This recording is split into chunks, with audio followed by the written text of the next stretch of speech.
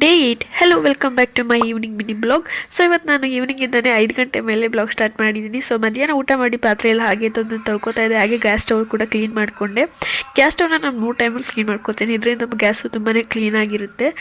ಅದಾದಮೇಲೆ ನಾನು ಮೇಲ್ಗಡೆ ಬೆಡ್ ಎಲ್ಲ ಸ್ವಲ್ಪ ಗಲೀಜಾಗಿತ್ತು. ಮಧ್ಯಾಹ್ನ ಹೊತ್ತು ನನ್ನ ಮಗ ಮಲ್ಕೊಳ್ಳೋದ್ರಿಂದ ಸ್ವಲ್ಪ ಗಲೀಜಾಗಿರುತ್ತೆ. ಅದನ್ನೆಲ್ಲ ಸ್ವಲ್ಪ ಕ್ಲೀನ್ ಮಾಡ್ಕೊತಾ ಇದೆ. ಸೊ ಎಲ್ಲನೂ ಮಡಚಿಟ್ಟು ಬೆಡ್ಶೀಟ್ನೆಲ್ಲ ಮಡಚಿಟ್ಟು ಸ್ವಲ್ಪ ಕ್ಲೀನ್ ಮಾಡ್ಕೊಂಡು ಇಟ್ಕೊಂಡೆ. ಅದಾದಮೇಲೆ ನಾನು ಸ್ವಲ್ಪ ತಲೆಗೆ ಎಣ್ಣೆ ಹಾಕ್ಕೋಬೇಕಾಗಿತ್ತು. ಅದಕ್ಕೆ ಎಣ್ಣೆ ಹಚ್ಕೋತಾ ಇದ್ದೆ. ನಾನು ಯಾವಾಗಲೂ ಹಾಗೆಯೇ ನಾಳೆ ತಲೆ ಸ್ನಾನ ಮಾಡೋದು ಅನ್ನೋದಿದ್ದರೆ ನಾನು ಇವತ್ತು ಸಂಜೆನೇ ತಲೆಗೆ ಎಣ್ಣೆ ಹಾಕ್ಕೋತೀನಿ. ನಾನು ಯಾವಾಗಲೂ ಜಾಸ್ತಿ ಹೊತ್ತು ತಲೆಗೆ ಎಣ್ಣೆ ಹಾಕಿಡೋದಕ್ಕೆ ಇಷ್ಟಪಡೋದಿಲ್ಲ. ಅದಾದಮೇಲೆ ಸ್ವಲ್ಪ ಫ್ರೆಶ್ ಅಪ್ ಆದೆ. ಸ್ವಲ್ಪ ಮುಖ ತೊಳ್ಕೊಂಡು ವಾಶ್ರೂಮ್ಗೆ ಹೋಗಿ ಫ್ರೆಶ್ ಅಪ್ ಆದಮೇಲೆ ಸ್ವಲ್ಪ ಮಾಯ್ಶ್ಚರೈಸರ್ನ ಅಪ್ಲೈ ಮಾಡಿ ಹಾಗೆ ಬಿಟ್ಬಿಡ್ತೀನಿ.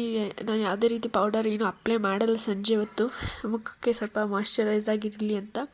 ಅದಾದಮೇಲೆ ಸ್ವಲ್ಪ ಬಾಲ್ಕನಿಲಿ ಆಲ್ರೆಡಿ ಸೂರ್ಯ ಮುಳುಗ್ತಾ ಇತ್ತು, ಬಿಸಿಲು ಸ್ವಲ್ಪ ಜಾಸ್ತಿ ಬೀಳ್ತಾಯಿತ್ತು.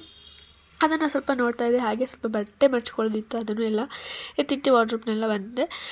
ಅದಾದಮೇಲೆ ಕೆಳಗಡೆ ಬಂದು ನಾನು ಟೀ ಕುಡಿಬೇಕು ಅಂತ ಅನ್ನಿಸ್ತು. ನಾನು ಟೀ ಕುಡಿಯಲ್ಲ, ರೇರು. ಸೊ ಇವತ್ತು ಯಾಕೋ ಕುಡಿಬೇಕು ಅನಿಸ್ತು, ಕುಡಿದೆ.